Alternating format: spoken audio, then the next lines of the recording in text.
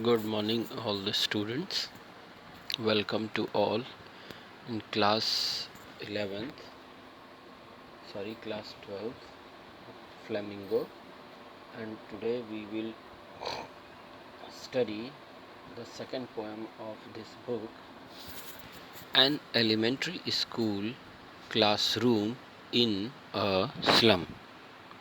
So, as you can see on your screen, about the writer. Mostly at the time of talking about the poem, we should name the writer as a poet.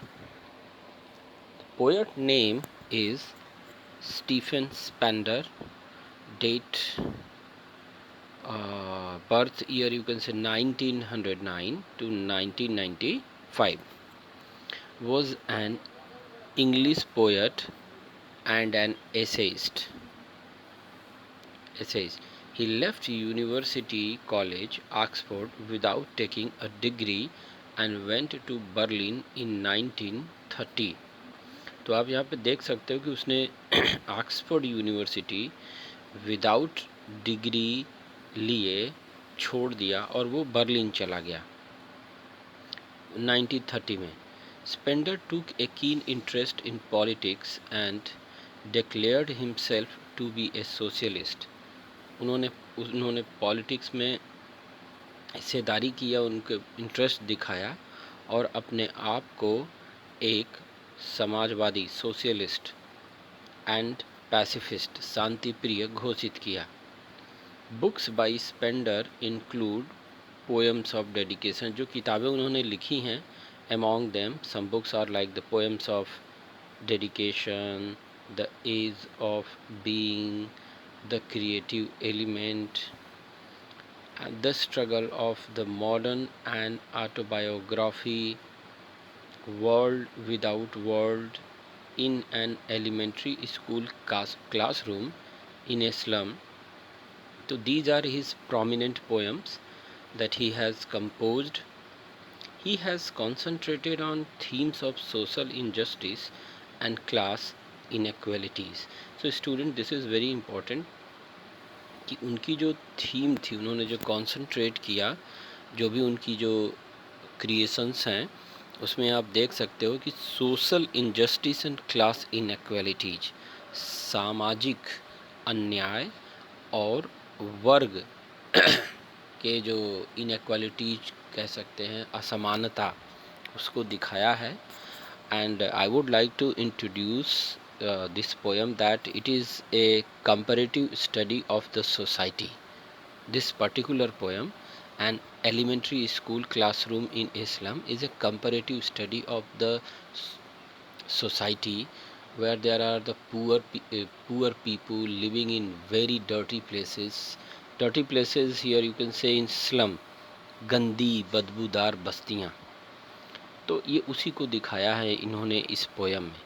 और जैसा कि your title is an elementary school you can say, जैसे प्राथमिक पाठशाला, and classroom इन इस्लाम, उसकी एक classroom एक गंदी बस्ती में. तो एक कक्षा गंदी बस्ती के स्कूल में, प्राथमिक स्कूल में आप कह सकते हो. So here there is an instruction before you are going to read the story as given in the book. Have you ever visited or seen an elementary school in Islam?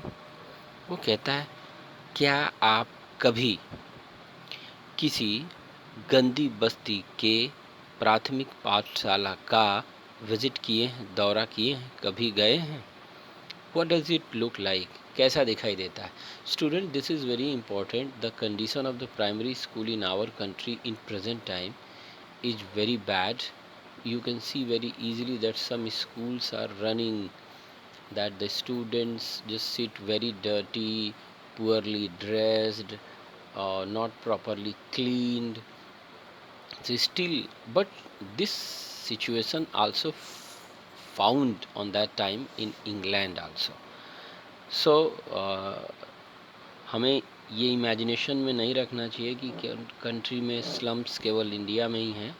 but you can find it even in America, Britain, in all the developed countries also. So without delaying, let's start our poem. Okay. So far, far, two times.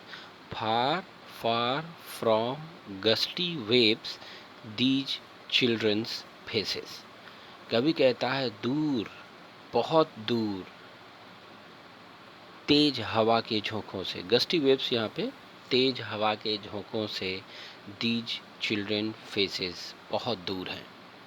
ये school ऐसी जगह बना है, ऐसी जगह स्थित है जहाँ पे बैठने वाले बच्चों को हवा के जो सुंदर झोंके आते हैं उससे बहुत दूर है। अर्थात वो स्कूल ऐसी जगह है, इतनी तंग गलियों में है जहाँ ताज़ी हवा भी नहीं पहुँच पाती।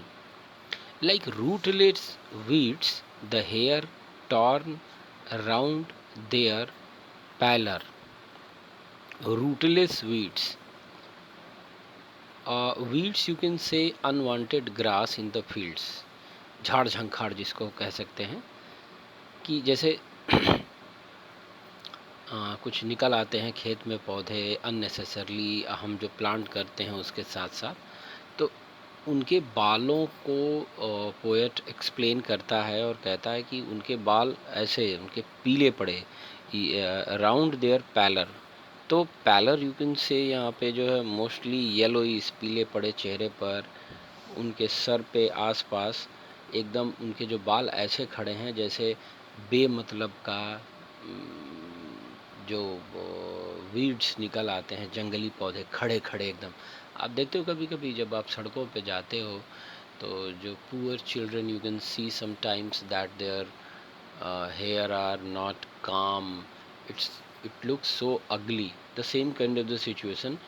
The poet is actually the observer of the students, those who are studying in a single class. वो उन्हीं को देखता है और एक्सप्लेन करता है। पहले तो ये कहता है कि इन फर्स्ट लाइन की उनके जो चेहरे है, ये जो बच्चे हैं वो ऐसा लगता है कि ताज़ी हवाओं से, ताज़ी हवा के झोंकों से बहुत बहुत दूर हैं, और उनके सर पे जो उनके बाल हैं, जो उनके पीले पड़े चेहरों के ऊपर ये जो बाल हैं, बिल्कुल ऐसे लगता है जैसे कि वो जंगली घास उगी हो बिना जड़ की। फिर आगे क्या कहता है, द टॉल गर्ल विद हर। अब यहाँ पे एक लड़की को वो लेता है और इसकी बात करता है। The tall girl with her weighed down head, और वहीं पे उस लड़की को देखता है कि एक लंबी सी लड़की है, and sitting with weighed down head, जैसे लगता है उसके सर पे कोई बोझ हो, उसी खरपतवार वाले बाल का, अनसुलझे बालों का, और वो गर्दन नीचे झुका के बैठी हुई है। The paper सिमिंग boy. Paper सिमिंग boy का मतलब होता है जैसे पेपर की तरह एकदम पतला सिकुड़ा कुड़कुड़ा, जैसे एक लड़का है विद रैट्स आइज, और उसकी आंखें कैसी है, चूहे जैसी हैं। तो चूहे जैसी जब किसी की आंखें बड़ी हों और आदमी बहुत दुबला पतला हो तो ऐसा लगता है कि उसकी आंखें निकल आएंगी एकदम से बड़ी बड़ी। But it also shows the poor condition of that poor boy and girl. The stunted, यहाँ पे क्या है, द स्टंटेड। स्टंटेड का मतलब आप यहाँ पे कह सकते हो कि जो डेवलप नहीं है। Unlucky heir of twisted bones, तो अविकसित, दुर्भाग्यशाली, और हेयर माने उत्तराधिकारी, ऑफ ट्विस्टेड बोन्स, मतलब ट्विस्टेड का मतलब उलझी हुई हड्डियाँ। तो ये उनको कहाँ से मिला, इनके माँ बाप भी बिना खाए पिए, फिजिकल कंडीशन उनकी इतनी ज़्यादा पुअर थी, हड्डियाँ ऐंठ गई थी, और ये सब उनको कैसे मिला था, खानदानी मिला था। ट्विस्टेड बोन्स रिसाइटिंग ए फादर्स नार्ल्ड डिजीज़, इसको आप प्रोनाउंशिएट करेंगे नार्ल्ड डिजीज़। रिसाइटिंग ए फादर्स नार्ल्ड डिजीज़, वो किताब पढ़ रहा था, लेकिन किताब पढ़ने के दौरान ऐसे लग रहा था कि वो अपने, और कुछ पोएट क्रिटिक्स ये मानते हैं कि ये जो वर्णन है वो ऐसे दिखता है जैसे कि साइंस में जो वो किताबें पढ़ रहा हो, जैसे वो अपने पिता की ही बीमारी को बता रहा हो, जो उसके पिता को बीमारी लगी है। या फिर ये कह सकते हैं कि वो ऐसे लग रहा हो, ऐसे दुखी होकर पढ़ रहा हो, जैसे वो किताबों में अपने पिता के दुर्गति को जो है वो रिसाइट कर रहा हो। हिज लेसन, हिज लेसन जो उसका पाठ है, फ्रॉम हिज डेस्क, अपने डेस्क पर बैठकर, at back of the dim class, इस मध्यम रोशनी वाली जो क्लास है, वन अननोटेड, कोई एक ऐसा है जिस पे ध्यान नहीं दिया गया है, स्वीट एंड यंग, एक प्यारा और युवा बच्चा, his eyes live in a dream, उसको देखने पे ऐसा लग रहा है कि उसकी आंखें जो है स्वप्न में रहती हैं। ऑफ स्क्वेरल्स गेम, गिलहरी के उन्मुक्त खेलों में, उसका मन क्लासरूम में नहीं लगता। इट मीन्स चाइल्डहुड पुअर का हो या रिच का हो, they have the dream of that age, आसानी से दिखता है। तो वो क्लास में उसका मन नहीं लगता है, जिसके ऊपर कोई ध्यान नहीं दे रहा है, तो वो सपने देख रहा है। ऑफ स्क्वायरल्स गेम, गिलहरी के खेल का, इन ट्री रूम, जो पेड़ के खोखले में रहती है, अदर दैन दिस, इन सारी चीज़ों से दूर, इन सारी चीज़ों से बहुत दूर, इस क्लासरूम से दूर, ये तमाम प्रॉब्लम से दूर वो सपने देख रहा है।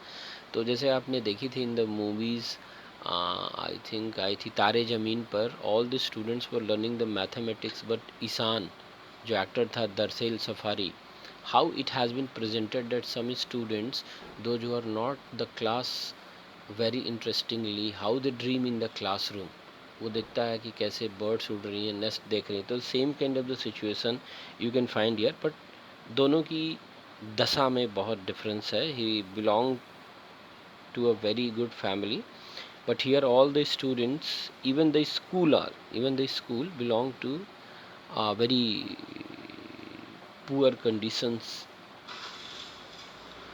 And this was the first stanza, and I hope you all have just got it. And now I'm going to explain the second stanza. So let me read it first once. There is no rhyming scheme here, and there is lots of simile and metaphor as a poetic device have been used here. So okay, let's come to the point here. On sour cream's wall, donations, Shakespeare's head, cloudless at dawn, civilized, dumb, riding all cities, veiled, flowery, tireless valley, open-handed map, awarding the world its world. And yet, for these children, these windows, not this map, their world, were all their futures painted with a fog. So it's a beautiful description and pathetic description, you can say, कारुणिक वर्णन है the condition of the students of that classroom. वो क्या कहता है, in our sour creams wall on, sour का मतलब तो यहाँ पे खट्टा है, क्रीम वॉल जैसे जो खट्टी क्रीम होती है उसी के कलर की जो है पूरी दीवार है, सफ़ेद नहीं रहेगी, ये धुएं वगैरह से जो है वो उसका कलर थोड़ा सा डिम हो गया है। डोनेशंस, डोनेशन का मतलब होता है दान। आप मंदिरों में जाते हो कभी कभी तो आप देखते हो कि इन लोगों ने इतना चंदा दिया इसके कंस्ट्रक्शन में, सहयोग राशि दैट इज़ कॉल। तो स्कूल वो ऐसा था। अब यहाँ पे आप कंपेयर कर सकते हो with elementary school in India, and we are talking present time by the Stephen Spender of the school of London. तो वहाँ भी डोनेशन जो दिए रहते हैं उनके नाम दीवार पे चिपके होते हैं। शेक्सपियर्स हेड, और वहाँ पे शरीर का एक शेक्सपियर का चित्र बना हुआ है, उनका सिर्फ सर बना हुआ है। क्लाउडलेस एट डॉन, और चित्र में और क्या है, एक सुबह का, तड़के सुबह का दृश्य है जिसमें कोई बादल नहीं, it means neat and clean sky. Civilised dome riding all cities, ये इम्पॉर्टेंट है, let me just explain it. Civilised का मतलब सभ्य, डोम का मतलब गुंबद, राइडिंग ऑल सिटीज़ जो पूरे शहर में है।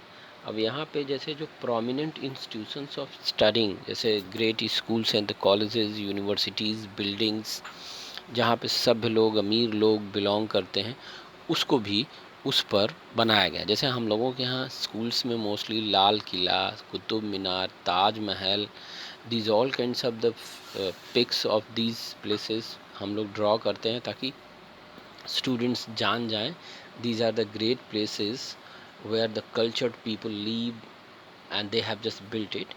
तो उनकी इंस्पिरेशन के लिए, तो just like in the London also you can find it. Okay, belt, कुछ घंटियाँ जहाँ पे लगी हुई हैं। ओके, फ्लावरी, खूब ढेर सारे फूल बने हुए हैं। फिर टायरोलिस वैली है, it's a very beautiful valley, जहाँ पे दिखाते हैं वहाँ पे, ये it's a famous place in the London, जिसका वहाँ पे पिक बना हुआ है। Open handed, here you can C open handed map, और बहुत परफेक्टली नहीं, जैसे हाथ से बना हुआ नक्शा, भाई पेंटर ने बनाया होगा। Awarding the world it's world, my God, ये इम्पोर्टेंट है। देखिए फिर, awarding the world it's world, दुनिया को प्रदान कर रहा है अपनी दुनिया को।